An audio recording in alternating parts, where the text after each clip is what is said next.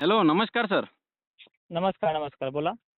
आज आहे म्हटलं 18 सप्टेंबर हो. आणि 18 सप्टेंबरचा सविस्तर अंदाज म्हणजे जिल्ह्यावाईज कसा राहणार सर? आजची कंडिशन जर बघायला गेलं तर विदर्भामध्ये, खानदेशामध्ये, पश्चिम महाराष्ट्रातल्या नाशिक क्षेत्राकडे या भागांमध्ये आज वातावरण धुरकट ढगाळलेलं पाहायला मिळणार आहे. याच्यामध्ये धुरकटपणा यासाठी आलेला आहे. यामध्ये कोरडी धुळी आहे हां, आणि ढगांची निर्मिती आणि ढगांमध्ये किती प्रमाणात ढगमोड आहे हे धुरकट वातावरणामुळे स्पष्टपणे दिसणार नाही. आणि इथून पुढे नेहमी परतीच्या पावसामध्ये अशाच प्रकारची कंडिशन पाहायला मिळत असते. हां, तर बरोबर. आजची कंडिशन बघायला गेलं तर नाशिक जिल्ह्यामध्ये, छत्रपती संभाजीनगरमध्ये, जालन्यामध्ये, हिंगोलीमध्ये, काही पहिले उत्तर भागांमध्ये, वाशिममध्ये, अकोला, बुलढाणा, पूर्व विदर्भातल्या मोजक्या जिल्ह्यांना हं. एक स्थानिक वातावरणाचा पाऊस होण्याचे चान्सेस आहेत. जास्त काही सर्वदूरची कंडिशन नाहीये, पण एक स्थानिक वातावरणाची शक्यता आहे. तर आता महाराष्ट्रातल्या शेतकऱ्यांना सांगण्याचा एक प्रयत्न आहे, की 21 पासून पुढचा पाऊस तुम्हाला सविस्तर समजलेला देखील आहे. पण जिल्ह्यानुसार सांगायचं म्हटलं, तर त्याची परिस्थिती आपण बघूयात. 20 तारखेला 20 सप्टेंबरला वर्धा जिल्हा, नागपूर, चंद्रपूर, गोंदिया, यवतमाळ, त्याचबरोबर इकडे हिंगोली जिल्ह्याची पूर्व बाजू, वाशिमची ही पूर्व बाजू, अशा प्रकारे या भागांमध्ये विजांच्या कडकडाटामध्ये आगमन होणार आहे. पूर्व विदर्भाच्या कोपऱ्यातले सर्व जिल्ह्यांना तर जास्त भयंकर वातावरण हे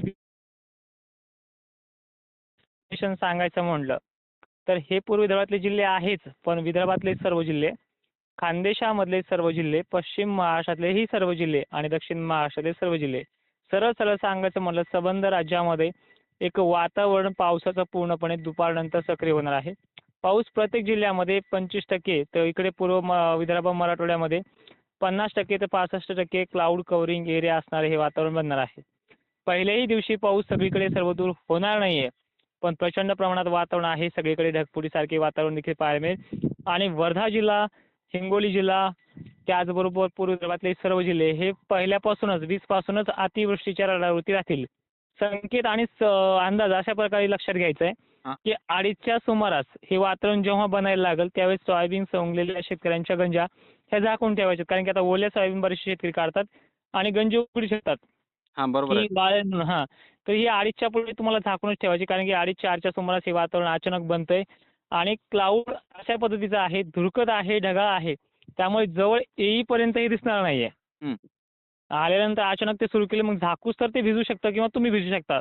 आणि सगळ्यात महत्त्वाचा एक अलर्ट असा आहे, की पूर्व विदर्भ आणि मराठवाड्याचा बराचसा भाग रेड अलर्ट आणि ऑरेंज अलर्टच्या रडारवरती असल्यामुळे विजा पडण्याची भीती देखील त्याच पद्धतीने जास्त प्रमाणात आहे. हां, हां, हां. हं. तर सर काही शेतकऱ्यांचे असे प्रश्न होते, की हा पाऊस 21 तारखेपासून सुरुवात होणार आहे, तर हा पाऊस किती दिवस राहणार सर? हा सगळ्यात महत्त्वाचा प्रश्न आहे आणि याचं विश्लेषण सुद्धा ठाकरे सर आपण ऑलरेडी दिलेलं आहे. हां, तर 21 पासून येणारा पाऊस चक्क 26 पर्यंत ही कंटिन्युटी पद्धतीने आहे. रोजच येणार आहे. हां, आणि 26-27च्या पुढे 2-3 दिवस एक विश्रांतीसारखा थोडा आखडल्यासारखा होईल. हां, यातही स्थानिक वातावरणाचा पाऊस जसं की आज आभाळ आलंय तसं आभाळ आभाळ येत राहील. 3 दिवस फक्त थोडा मोका आहे किंवा मळ्यांतळ नेऊन आपलं सोयाबीन जे आहे थोडं जात असेल तर काढून घेणं. अशा प्रकारे थोडं काम करता येईल एक दिवसभर. हां, हां, पण 1 ऑक्टोबरपासून पुन्हा असाच 4-5 दिवसासाठी हा रडार बनणार आहे आणि तो याच्यापेक्षाही जास्त तीव्रतेचा राहू शकतो. हां, हां, बरोबर आहे सर. बंगालचा उपसागर एका पाठोपाठ एक लो प्रेशर तयार करायला लागलाय आणि सगळे लक्षणं जे आहेत ते पूर्णपणे मोठ्या पावसाचे आहेत. हां, आता एकंदरीत महाराष्ट्र अगोदरच घाबरलेला आहे. हो. विशेष करून मराठवाडा आणि विदर्भाचा बराचसा भाग, की मागच्या वेळेस ढगफुटी, मुसळधार पाऊस, नदी-नाल्यामध्ये पाणी मावत नव्हतं अशी कंडिशन पाहिली, तर पुन्हा ह्या गोष्टीमध्ये सुद्धा पाहायला मिळू शकते. हां. हं. तर सर काही शेतकऱ्यांची आता सोयाबीन काढणी चालू आहे, काही शेतकऱ्यांची उडीद काढणी चालू आहे. तर त्या शेतकऱ्यांचे असे प्रश्न होते, की 19 आणि 20 तारखेला कुठे व कसा पाऊस राहणार का? आमच्या भागात कामे चालणार का?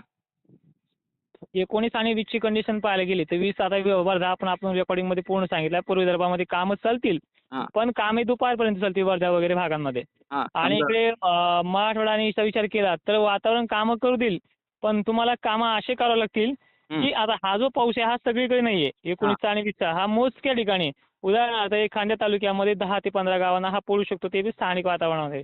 हां, वातावरण असं बनेल की हा संबंध भागात पडतो की काय असं वातावरण सुद्धा बनेल. हां, पण घाबरून जाऊ नका, कामं करत राहा. पण जे तुम्ही गंजी घालताय, मेन म्हणजे जो स्टोअर करताय तुम्ही ज्या ठिकाणी आपला पूर्ण उडीद असेल एका ठिकाणी गोळा करताय, त्या गोळा करण्याच्या ठिकाणी सामग्री अशी ठेवा की ती आपल्याला 10 मिनिटात झाकता आलं पाहिजे आभाळ निघाल्याच्या नंतर आणि त्या दिवशी आभाळ निघणार सुद्धा आहे. हां, बरोबर आहे. हां, 19-20ला सुद्धा आभाळ निघणार आहे.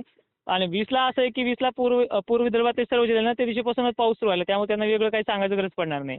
हां, हां. आणि आता या पावसाचं अजूनही स्वरूप सविस्तर सांगायचं म्हटलं, हा पाऊस जवळ येईपर्यंत दिसणार नाही. पुढेपर्यंत लवकर दिसणार नाही. अचानकच वातावरण कोणत्याही टायमाला बनेल, डाव्या साईडने बनेल, उजव्या साईडने बनेल, असं म्हणजे दिशानुसार बघायला गेलं तर दक्षिण, उत्तर, पूर्व कोण्याही साईडला बनणार आहे वातावरण. कारण हां, की हां. हा परतीचा मान्सून आहे. हां. याला तर हां, हां. बोला.